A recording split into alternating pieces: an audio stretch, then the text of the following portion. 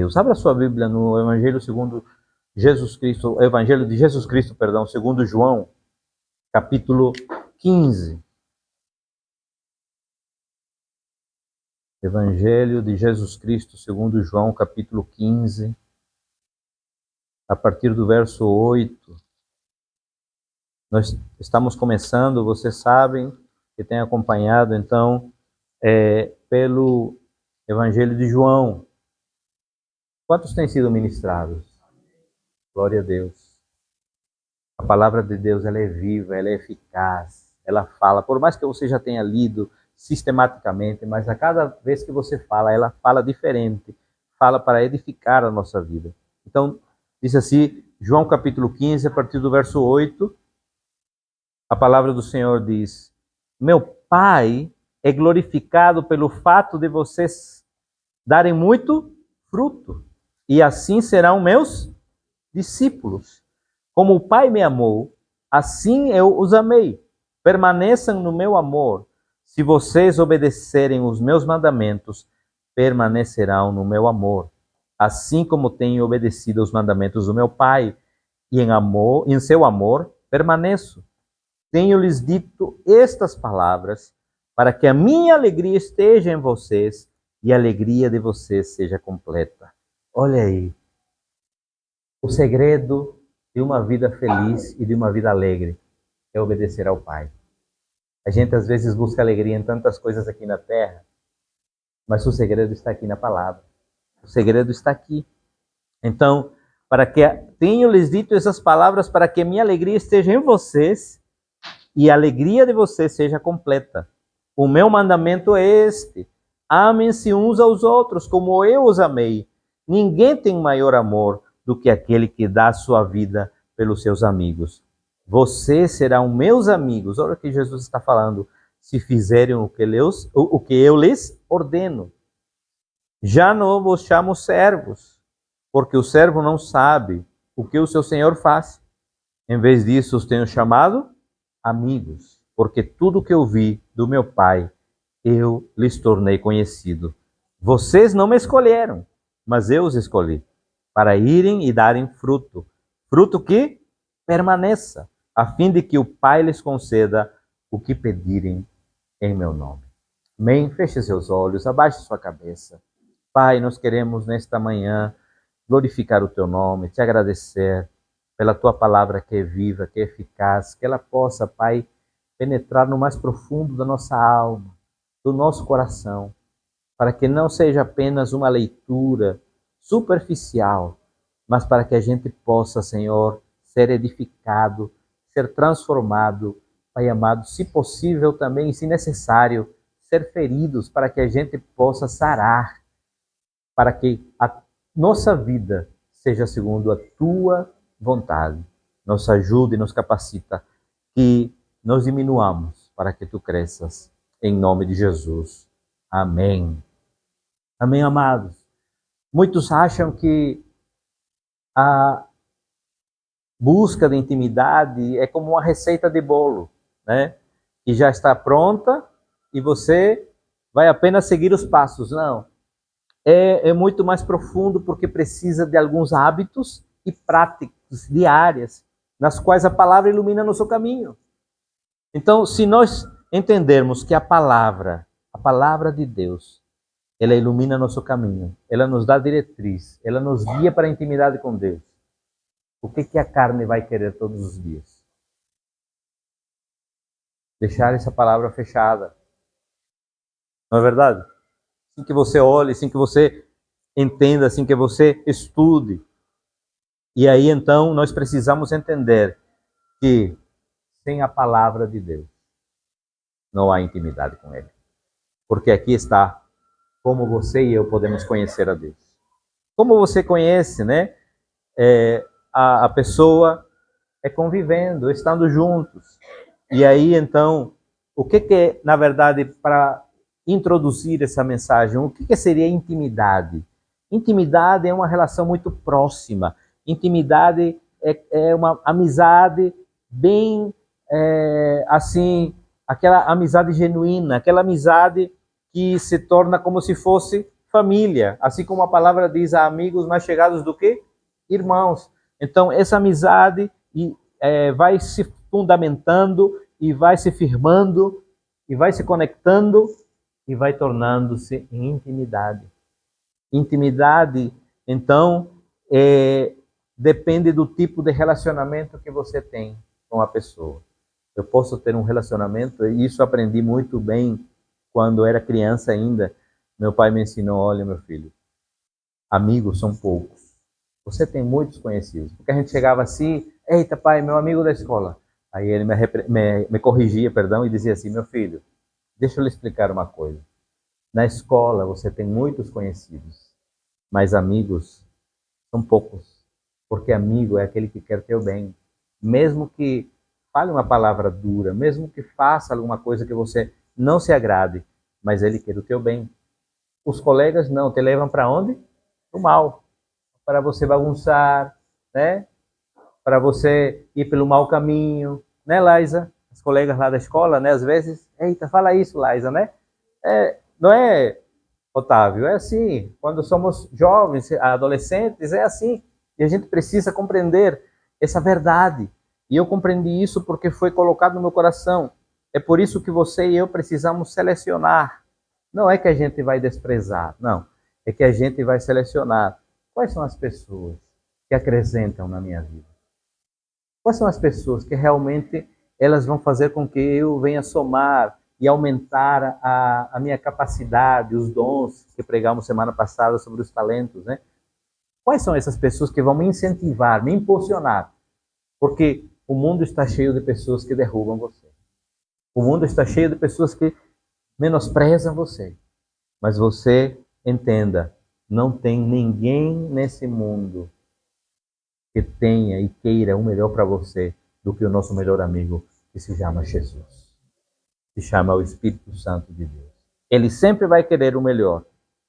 Então, Deus, ele deseja ter intimidade com o homem.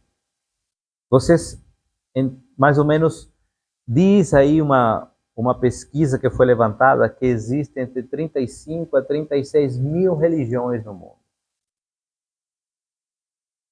E essas religiões, elas todas expressam a busca humana pelo divino. Mas só há uma religião que expressa a busca do divino pelo homem. Chama-se o cristianismo. Porque partiu de Deus esse desejo. Esse desejo, ele começou no coração de Deus. E aí nós vamos ver, né, a resposta, inclusive já foi lido essa semana por quem leu no capítulo 1 de João, capítulo 1, verso 11, diz assim, ele veio para os que eram seus, mas os seus não o receberam. Ele veio para o seu povo, ele queria ter esse relacionamento com o seu povo. Então, sim, Deus, ele quer se relacionar com o ser humano, ele quer se relacionar conosco. O que diz Jeremias capítulo 31, verso 3?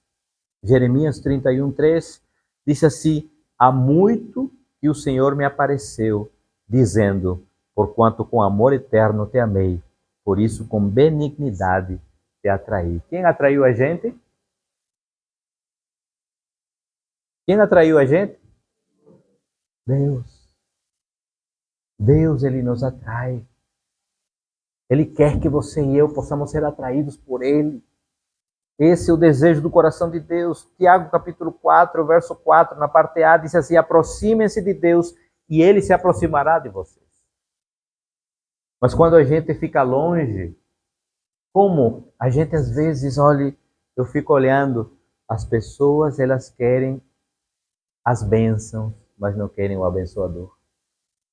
As pessoas querem receber os bônus, mas não querem receber aquele que derrama esses bônus na nossa vida. Eu, quando eu falo bônus, sabe por quê? Porque o maior tesouro que a gente possa perceber e ter aqui na terra, você, e se não recebeu hoje, é dia de receber, chama-se a tão grande salvação. Sabe por quê? Porque um carro pode bater, bate o motor, estraga, Uma casa pode ser derrubada por esses ventos fortes. Um emprego você pode perder, mas a tão grande salvação, ela está garantida para a sua vida. E isso é o principal. A gente precisa compreender isso. Tudo o que essa vida nos oferece é passageira, mas aquilo que Deus nos oferece é para sempre, é eterno. Glória a Deus por isso. Há alguns exemplos bíblicos de pessoas que tiveram intimidade com Deus, e o primeiro é Adão e Eva. Quando Deus criou o homem, e aí simultaneamente quando eu falo é depois, mas com ele também criou a mulher, que é Eva, ele os criou com um propósito. Diz a palavra que na viração do dia, ou seja, na tarde, já no final da tarde, ia o quê? Deus ia ter com eles. Para quê? Para se relacionar, para conversar, para saber como estava o seu coração, quais eram seus problemas, suas situações. Esse é o desejo de Deus. E não mudou. Deus, ele quer se relacionar com você. Só que Adão e Eva escolheram tomar decisões contrárias à presença de Deus. E não é diferente hoje. Porque hoje a gente decide, muitas vezes no dia, tomar atitudes contrárias. Ah, não, eu preciso trabalhar. É lícito, amém. Ah, não, eu preciso ver o meu Instagram. Ah, não, eu preciso ver meu Face. Ah, não, eu preciso fazer isso. E onde está o seu tempo de intimidade com Deus? A gente sempre deixa o tempo de intimidade com Deus em segundo plano. A gente sempre deixa o nosso tempo de comunhão com Deus para depois. Como se não fosse o principal. Semana passada nós falamos Mateus 6,33. Buscai em primeiro lugar o reino de Deus e a sua justiça, e todas as demais coisas serão acrescentadas. É isso que Deus quer e tem para nossas vidas. Mas também teve um outro personagem, Enoque. Está em Gênesis capítulo 5, verso 24, não precisa abrir, mas Enoque, ele caminhou com Deus. Enoque tinha intimidade com Deus. E ele podia, com propriedade, dizer que estava realmente na presença de Deus. Outro que teve intimidade era Noé, a tal ponto que ele e sua família foram salvos do dilúvio, por conta dessa intimidade. Muitas vezes a gente passa por circunstâncias na vida e sucumbe nesses problemas da vida e nos perguntamos, mas Senhor, por quê? Mas apenas quando estamos passando pela tempestade é que a gente busca Deus. Mas no tempo da abundância, nem lembramos. Isso é uma coisa que a gente precisa sinalizar na nossa mente. Deus, ele precisa estar em primeiro lugar, na abundância ou na escassez. Em todo o tempo, Deus, ele precisa estar na primazia da nossa vida. Outro que também teve intimidade com Deus é Abraão. Agora sim, 1 João, capítulo 2, verso 23.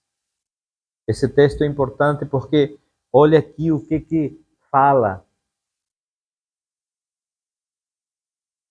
1 João, não, João, a referência não foi essa, mas eu coloquei errado aqui.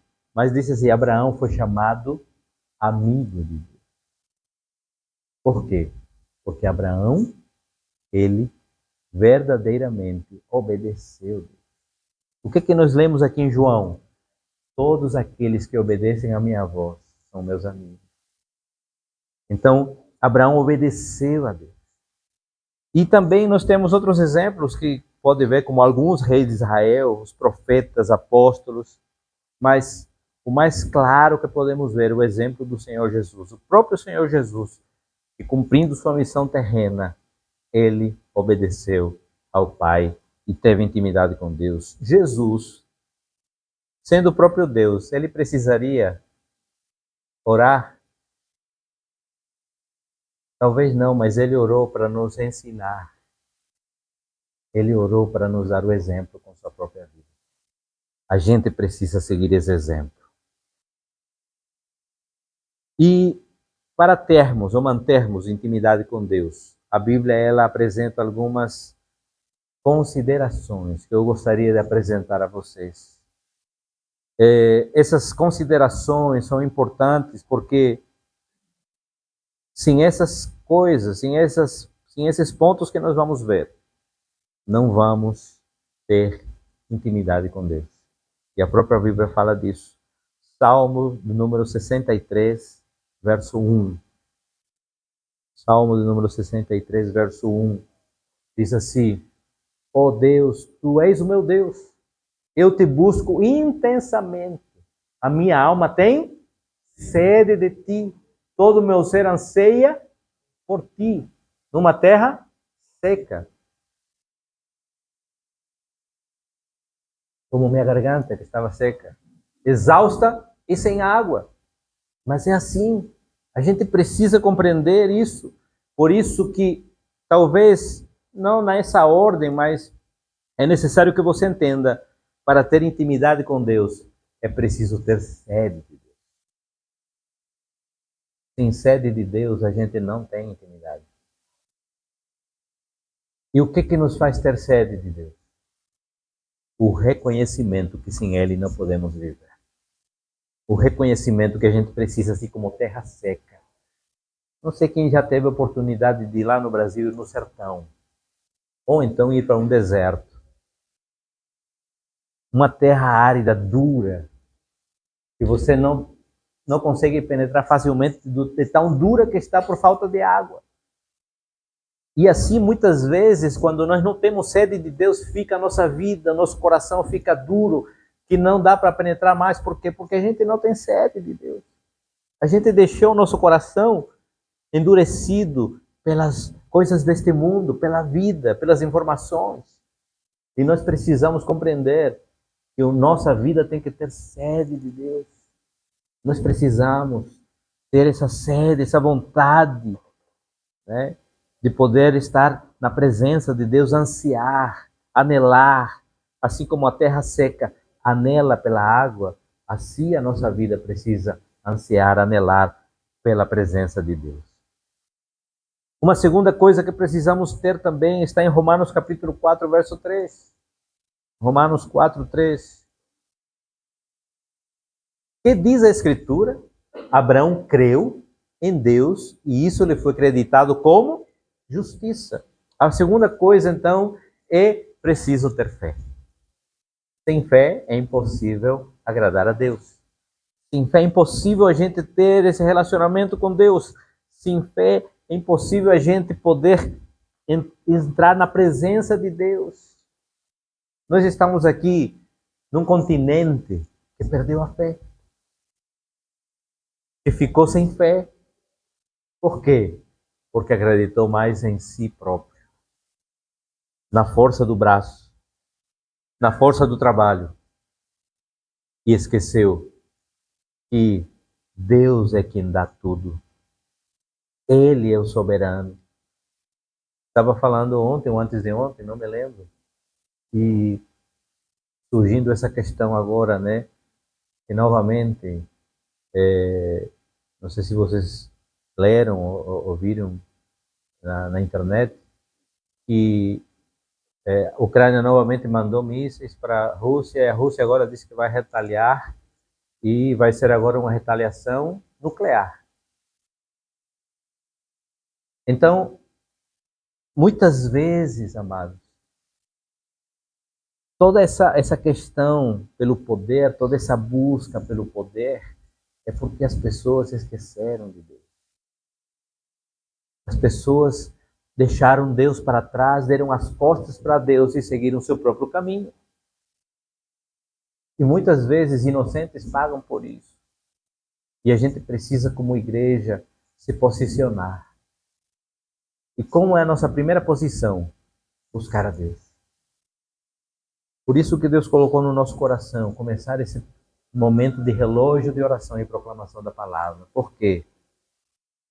Porque é uma moda. Não é moda, amado. É porque a gente precisa buscar ao Senhor enquanto você pode achar. Invocar o seu nome. porque vão vir dias difíceis em que a gente vai sofrer perseguição. E você vai dizer, como era bom a gente se reunir naquela sala do Centro Comercial Europa, na sala 15, e hoje estamos subterraneamente escondidos cultuando ao Senhor. Você talvez ache que isso, aqui nunca vai acontecer, olha.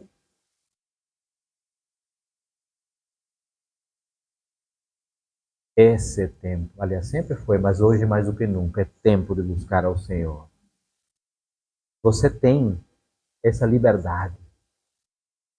Você e eu temos essa liberdade ainda de poder buscá-lo. Terceiro ponto, é preciso, então, também, 1 João 2,23, agora acho que é esse assim. Todo que nega o Filho também não tem o Pai. Quem confessa publicamente o Filho tem também o Pai. Então é preciso confissão pública da fé. Isso é preciso. Você precisa confessar publicamente a sua fé. Você não tem por que se envergonhar. Você não tem por que dizer, porque se você se envergonha, a palavra diz, ele se envergonhará de nós. Então a gente precisa entender que a nossa vida, ela precisa ser, assim como essa Bíblia, um livro aberto, e as pessoas, logicamente que você não vai ficar, para cada um, olha, eu sou crente, sou cristão. Não, você precisa demonstrar com sua vida. E as pessoas vão ver. Mas olhe, é diferente, viu? Renato, o rapaz, está diferente. Aquela fábrica, eu conheci Renato, vão dizer os colegas, né? Ele xingava por tudo, agora está abençoando, porque Deus transforma dessa maneira. Ele faz essa transformação na nossa vida. Então, fazer confissão pública de fé é muito mais do que a gente dizer, eu sou cristão. Não, é viver essa vida de cristão, de discípulo. Vivenciar isso. Quarto ponto, é preciso também, Salmo 25, 14. Olha o que diz esse texto, é tremendo. Salmo 25, 14. O Senhor confia os seus segredos aos que o temem e os leva a conhecer a sua aliança. E em outra versão diz assim, a intimidade do Senhor é para os que o temem, aos quais ele dá a conhecer a sua aliança. Olha bem, muitas vezes a gente não recebe da parte de Deus algumas coisas que a gente deveria receber porque a gente perdeu o temor. Porque a gente perdeu o senso do temor. Quando eu falo temor, não é medo. Eita. Não, temor é reverência. Temor é você se derramar na presença dele, sabendo que ele é o Deus Todo-Poderoso. Temor é isso. Então é preciso ter temor de Deus. Veja aí como é impressionante que o Senhor confia seus segredos aos que o temem. E você vai ter exemplos na Bíblia, na palavra, disso. Deus livrou Davi das mãos de Saul, porque Davi era um homem com coração temente. Porque ele temia o Senhor. Ele poderia ter matado Saul, mas o temor de Davi era tão grande que ele disse, jamais tocarei no ungido do Senhor. É impressionante, porque ele teve oportunidade, estava talvez assim, ele desse lado, Saul aqui, Davi com a espada, Saul estava despreparado e ele poderia ter matado, mas Davi disse assim, jamais colocarei a mão no ungido do Senhor. Olha aí, isso é temor. E Deus livrou até que colocou ele e honrou Davi. Por mais que Davi tenha errado, porque como seres humanos somos falhos. Mas a palavra diz que Davi, ele foi um homem segundo o coração de Deus. E também, Mateus capítulo 6, versos 5 e 6. O que é preciso também? E quando vocês orarem, não sejam como os hipócritas. Eles gostam de ficar orando em pé nas sinagogas e nas esquinas, a fim de serem vistos pelos outros. Eu asseguro que eles já receberam a sua plena recompensa. Mas quando você orar, vá para o seu quarto, feche a porta e ore ao seu Pai, que está em secreto. então seu Pai, que vem em secreto, o recompensará. É preciso ter uma vida de oração, amado. É preciso a gente orar. Oração é proximidade. Quando eu falo oração, não necessariamente você tem que fazer uma oração, né? Aquela oração, eita, porque muitas pessoas que estão recentes na fé dizem, pastor, eu não sei orar. Deixa eu falar uma coisa para você que é novo na fé. Oração é conversar com o papai. Você não precisa de usar palavras lindas, articuladas, de fazer todo um esboço para orar, não. Você precisa derramar o seu coração diante do Pai. É isso que é orar. Então não se deixe enganar, porque também algumas questões assim vão fazer, não, mas eu não sei orar. Não, a oração, né, ela é muito mais, por isso que Jesus fala para os fariseus, eles iam lá para o alto do monte, batiam o peito 3 vezes e oravam para que todo mundo olhasse.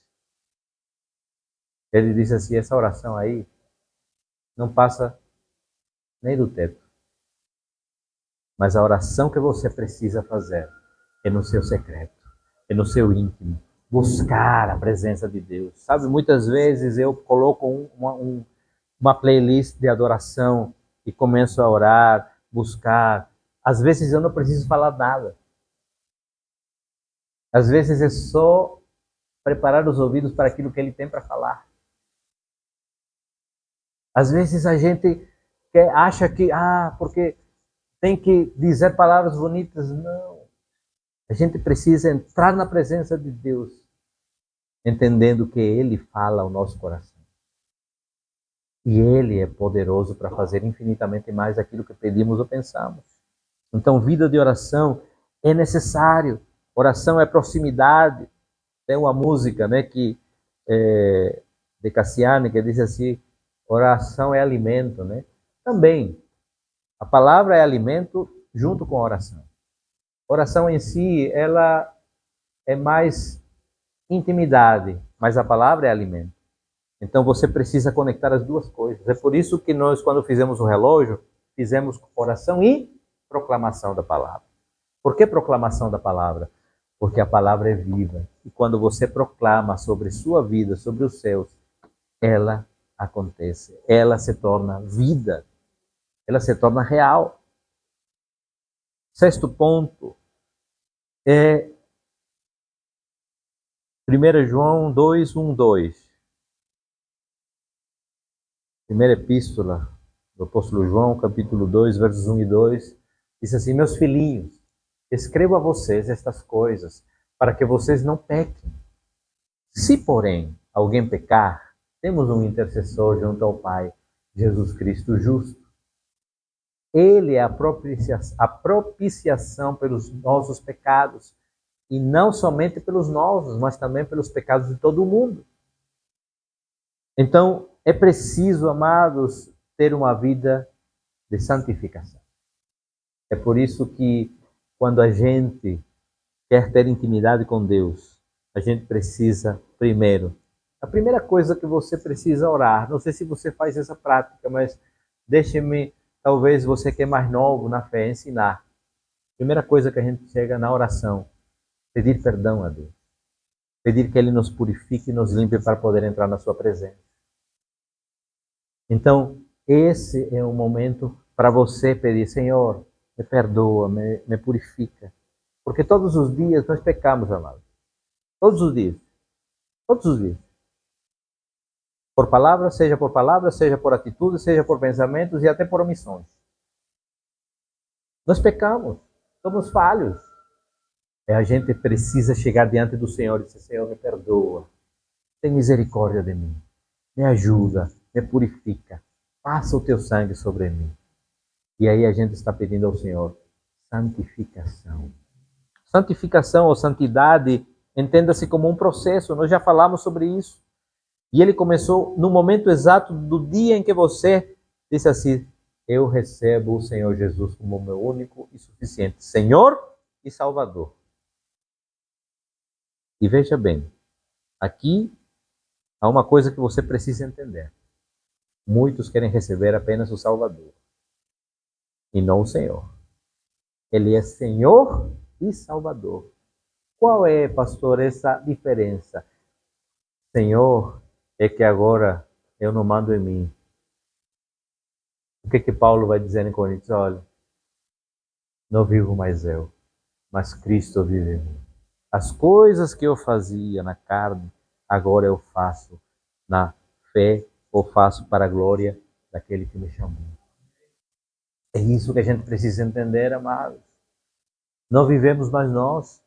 Essa palavra Senhor, ela não tem uma conotação muito abrangente como tem no original, no grego. Essa palavra Senhor é que você agora é escravo de Cristo. Eu sou escravo de Cristo. E o escravo faz o quê?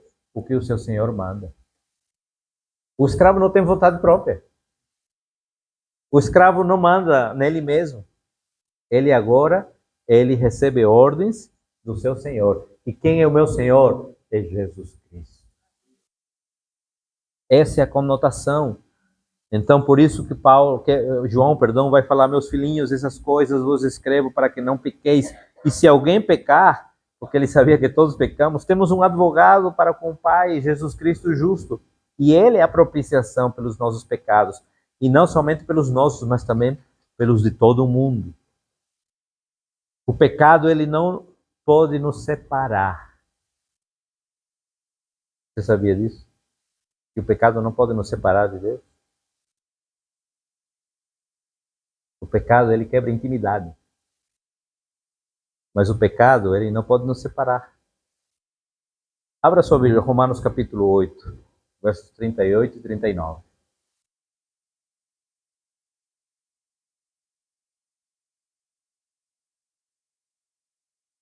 Pois estou convencido de que nem morte, nem a vida, nem anjos, nem demônios, nem o presente, nem o futuro, nem quaisquer poderes, nem altura, nem profundidade, nem qualquer outra coisa na criação será capaz de nos separar do amor de Deus que está em Cristo Jesus, nosso Senhor.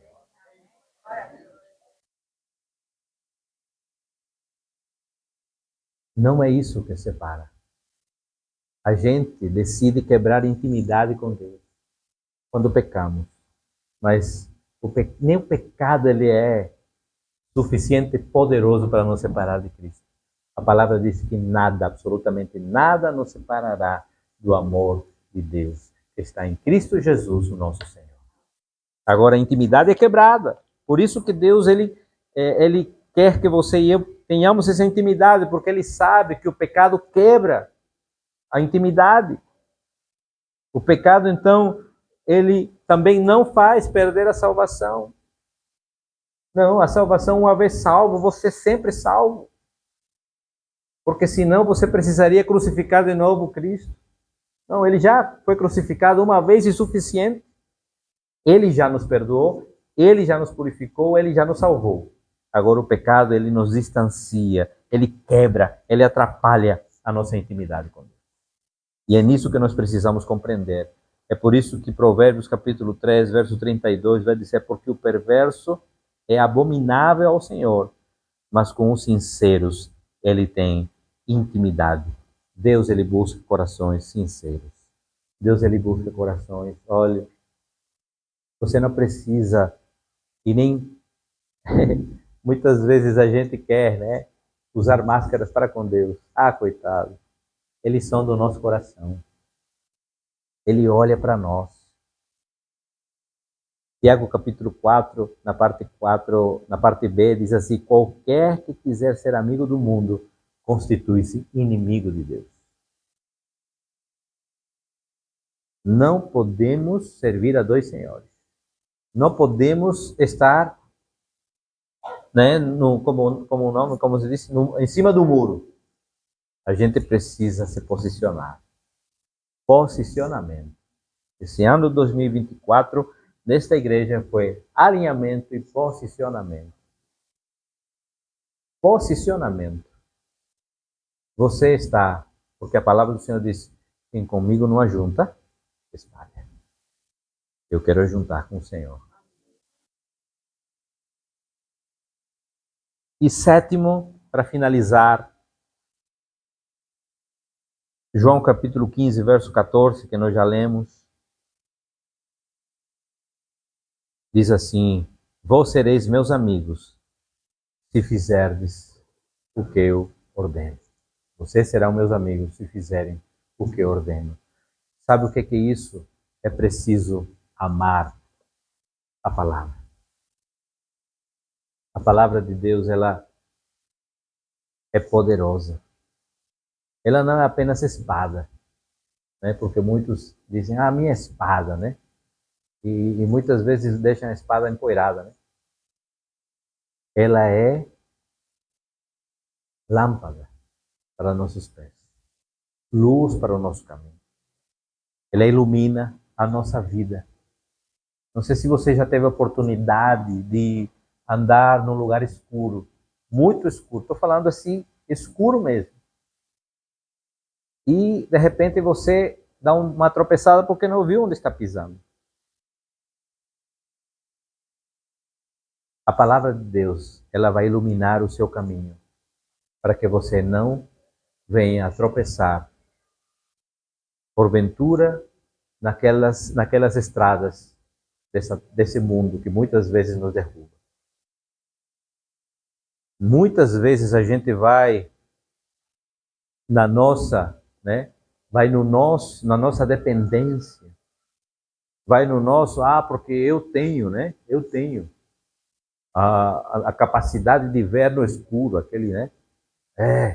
Vejo no escuro. A única,